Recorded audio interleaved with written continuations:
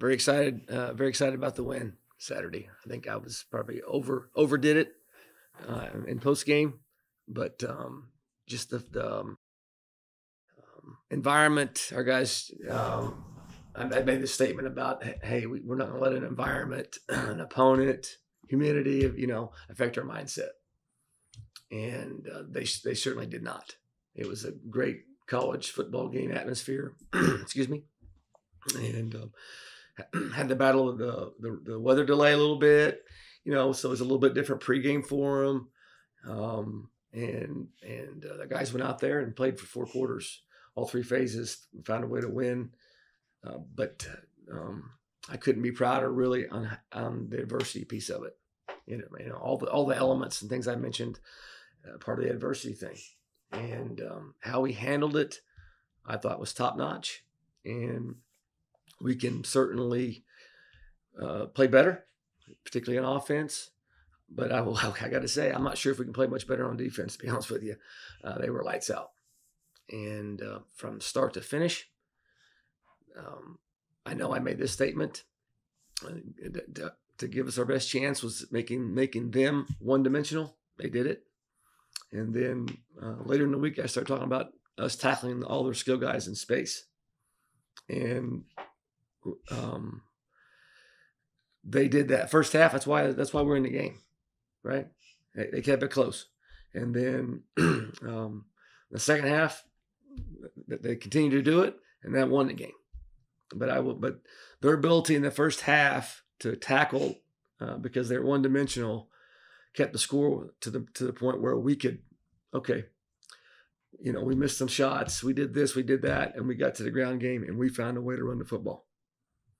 And everybody, particularly in the fourth quarter, okay, they're running the ball, and everybody knew it, and we still were able to establish enough running game late in the game to close it out with our defensive performance. We were in, trying to stay out of third and long and try to get in third manageable. Could you have done a few more things when it's third manageable? Sure. Could we execute a little bit better in those situations? Sure. But you have the run pass option in those situations, right? And to be honest with you, I'm talking about myself here. Had we had a little bit probably that plan against San Diego State, it would have affected the outcome. That's a fact. So I'm ecstatic. Our 24 hours are over, and we're in the correcting the mistakes phase right now. You can't win a championship in September, so we're on to the next one with Iowa State coming to town. So we respect all, fear none. They've got unbelievable defense. I don't see a weakness. They're number one in every category in the Big 12. Every category except, every meaningful category. They're number one on defense. We'll be challenged on offense. And they're physical, 3-3-5. It's a different scheme, big and strong. The secondary is very experienced. They lost a couple. They lost the first rounder. I think he's starting for the Jets. Maybe he's gone. A couple others, but they're again experienced in the back end, and their scheme is difficult.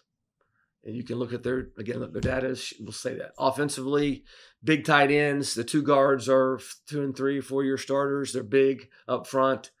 I think they got a new quarterback, and breaking him in. The one receiver, I didn't write his name. I can't think of his name. I apologize, but he's a 1,000-yard guy, 50 catches. He's very talented. The tight ends are a concern. They're going to be probably better than the kid that we saw at San Diego State, and so we'll have to do what we do on defense the first 3 games. But we are super excited about playing at home in front of our crowd, and it should be a electric, great college game at noon. So with that, I'll open up for questions. All right, please introduce yourself before you ask your first question. Eric Decker, the Athens Messenger. Coach, you mentioned all throughout the summer that we're going to start talking about this defense. Now we have the tangible results where you give up 38 to Florida Atlantic last year. The defense only gives up 3 last week. You give up 43 to Iowa State that last year coming into this year. What does the game against FAU do in terms of confidence for the team that they can go up and perform well? That's a great question. A lot of good points there. I think that to answer it it's been addressed in the offseason, spring wise, as far as their confidence. I really do. I entering the year, defensively will have a chip on their shoulder because of the who we return on offense and that talk, and then the data still shows. I know how we finished defensively. This data was good. But as a whole, they're mediocre. And then with what we lost graduation wise, the anticipation, they weren't at every spring practice like I was, and I think the guys were confident coming in, and now the data's out there and their performance is expected, and now they have to handle it the right way. I know they will, and we just all want them to continue to play like that, right? Because it is very impressive. So I think we are coming together. I said this word after the game. There were glimpses in that game at FAU that you saw. Okay, what we're capable of. We're moving the ball on offense. We got to finish drives, but defense we're playing well. So it's exciting, and we're looking forward to the next challenge.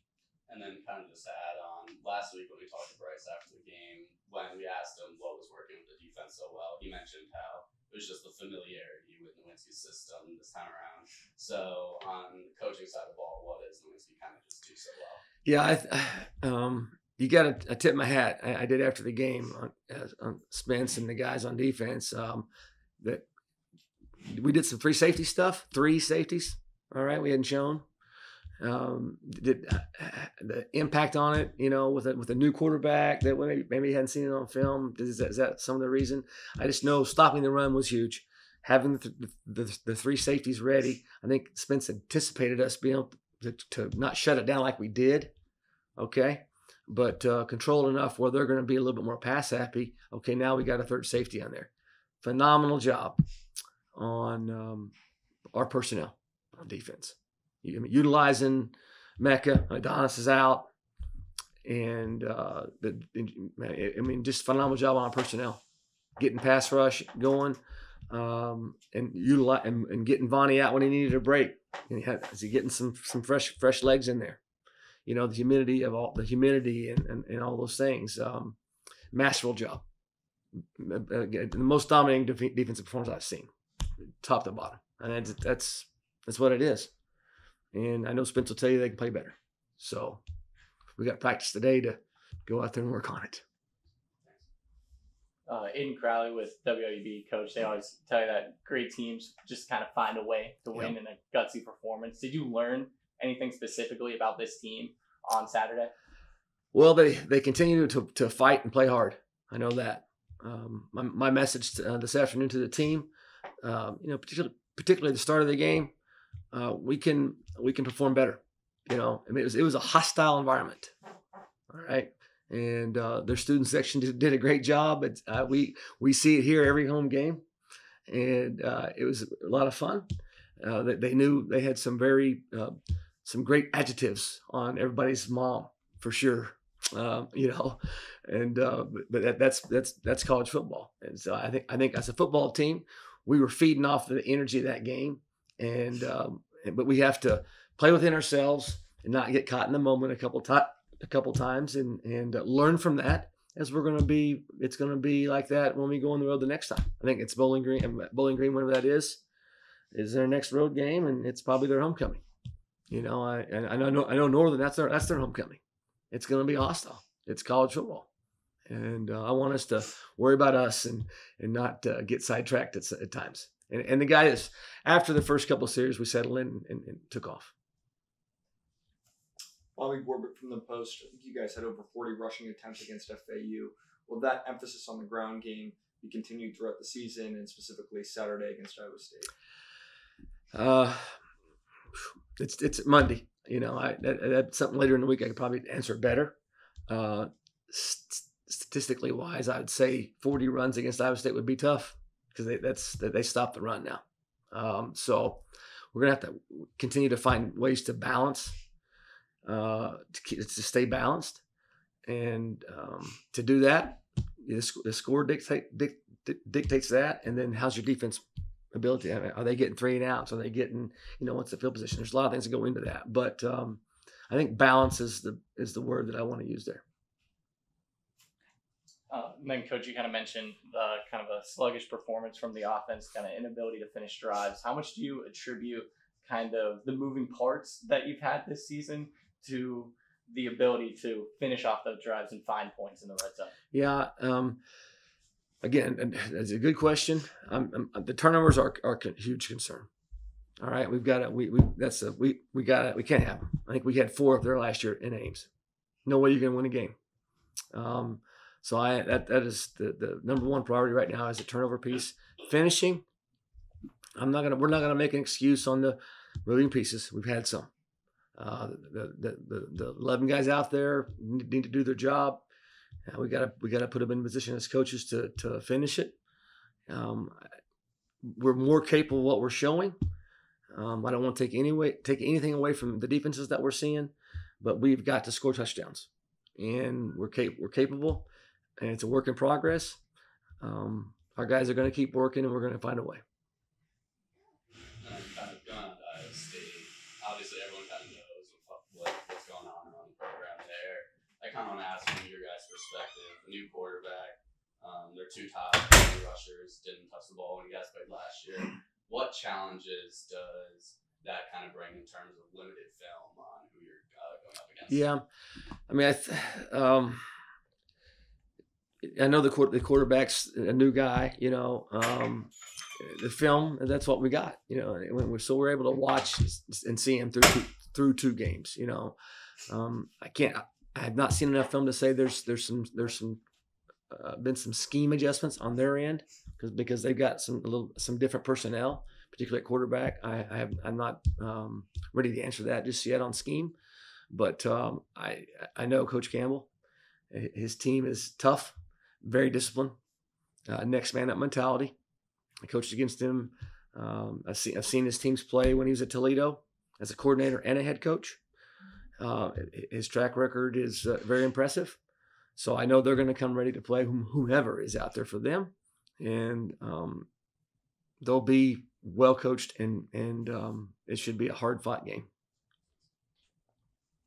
And then, Coach, obviously the ability to host a Power 5 school here in Athens. What do you just expect the environment to be like? Obviously, a lot of fans expect it. Just talk a little bit about what do you think Saturday is going to look like here in Athens? Yeah, for us, it's the next one up, and truthfully, our community, our support, Bobcat Nation, with whomever we're playing, it's electric. I use the word 12th man. I think at LIU, and that's what I anticipate. I hope that they're not bringing more energy because we're playing Iowa State over LIU for that. It's just how we operate here as a community and the support of all of our athletic teams. And I'll leave it at that. Okay, anything else? O'Shawn had his first touchdown since 2019. Just talk about what it means having him kind of back after his injury last year and just what it's like having him on offense. Just watching the film, talking with Coach Smith, looking at his grade sheet, he's gotten better each week. I think he had his most snaps as far as number of reps in this game, and he's doing a lot of good things. He and CA, that's a dynamic duo, and I want him to keep coming. I'm happy for him on the touchdown. He's worked so hard, and we've been missing. You love football and all the hard work. I'm repeating myself, I know, but it is it's tough, and then to have it happen 2 years in a row after going, okay, I'm ready to go, and you have to go through it again. That is a lot, and he has had good days and bad days, but he comes to work, and I'm just so glad to see him playing. And and it's powerful. I want him to keep his smile and scoring touchdowns. On Iowa State, you mentioned about the 3-3-5, and that was the base of what San Diego State played. They did some other things with it. You alluded earlier about thinking back to things that maybe could have been different against SDSU. how similar to the Aztecs is the set that Iowa State's going to present? And did that game help you in prep for this week? I think it will.